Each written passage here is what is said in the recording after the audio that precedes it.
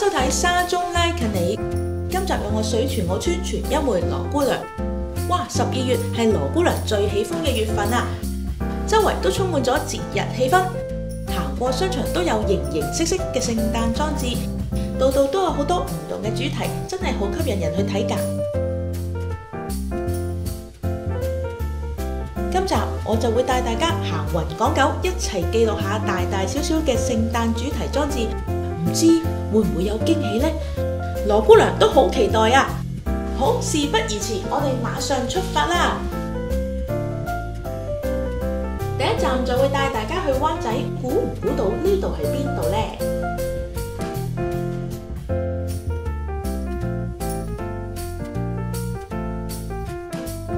呢度就係聖誕氣氛濃厚嘅起點街，大家擔高個頭望下，上面掛住一個個吹氣巨大嘅聖誕鈴鐺，哇！真係好華麗啊！一個個金燦燦咁，羅姑娘行過都俾佢吸引咗眼球，忍唔住停低攞個相機出嚟影下影，影下影。行到中間睇到棵聖誕樹，都吸引到唔少人去打卡㗎。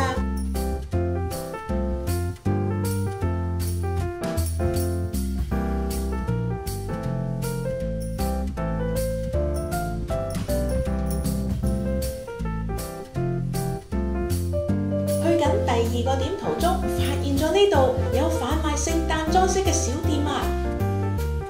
大家經過都不妨嚟睇下啦。第二站係合和中心，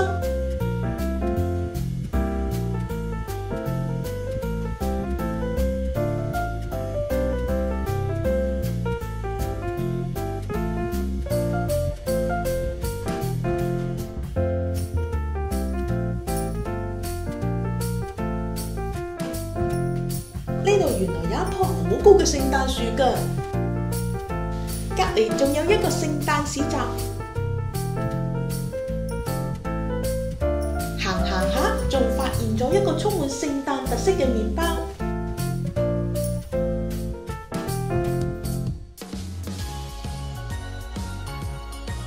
第三站嚟到集成中心。呢棵聖誕樹好有趣啊，叫做我們的聖誕樹，唔知係咪有咩寓意嘅呢？呢度仲有一棵樹係戴皇冠嘅，諗起聖誕樹上面個頂，羅姑娘最近睇咗套喜劇《人來瘋奇寶過招》，係由憨豆先生、路雲也堅信主演嘅。故事講到每年佢都會喺棵聖誕樹頂上面放一粒星，原來係寓意百利行之星，同時亦都係代表希望、夢想以及美好嘅未來嘅指引。講起憨豆先生，又點會唔提佢過聖誕呢？佢準備咗隻好大嘅聖誕火雞啊，但又唔知點樣處理喎，結果搞咗個大頭佛出嚟。又記得佢喺超市大購物買到啊，個人要坐埋喺個車頂度添。第四站嚟到圓方，如果喺沙田搭巴士嘅話，可以搭81號西九龍總站落車。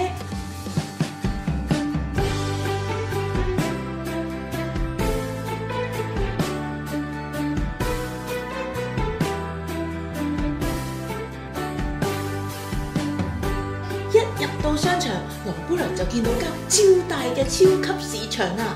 門口擺咗好多聖誕應節嘅食品同埋裝飾，決定要入去睇下有咩賣先。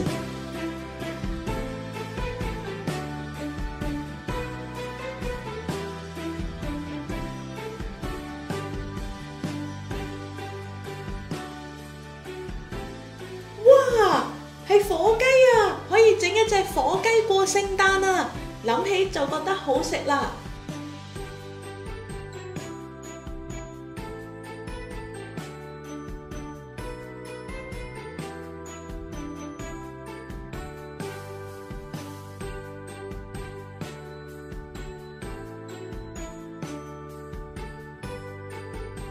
另外仲有一啲聖誕造型嘅朱古力、糖果。哇！真係睇到目不暇給，唔捨得走啊！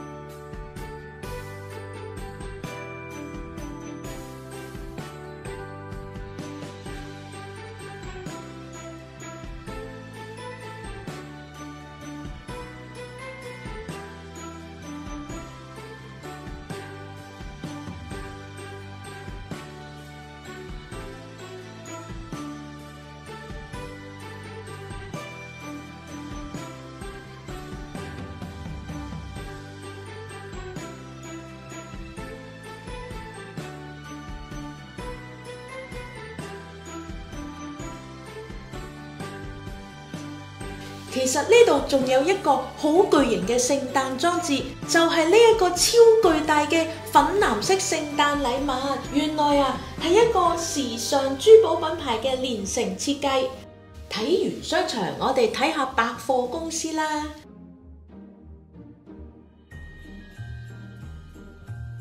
除咗聖誕樹之外，呢度仲有招財貓主題擺設添。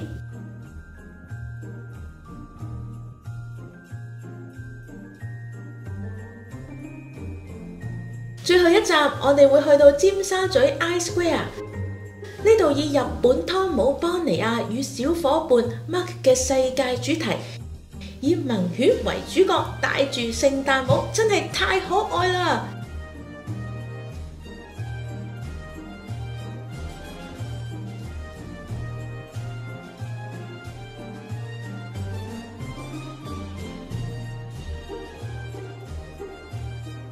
相信大家睇完咁多聖誕裝飾，都會想擁有一棵屬於自己嘅聖誕樹。其實只要將自己喜歡嘅嘢掛上去，就會係一棵獨一無二嘅聖誕樹。呢一棵以公仔為主題嘅聖誕樹，係咪好溫馨呢？